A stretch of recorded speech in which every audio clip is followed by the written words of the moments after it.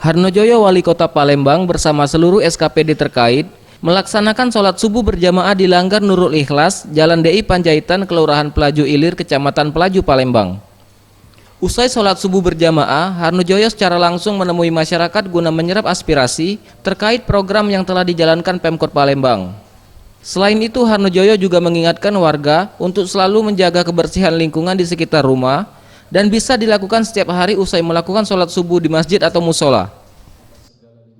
Kami berharap itu dengan program gotong royong tidak harus setiap pagi minggu gitu sama-sama gotong royong, tetapi tiap pagi mana kita manfaatkan untuk membersihkan lingkungan kita masing-masing.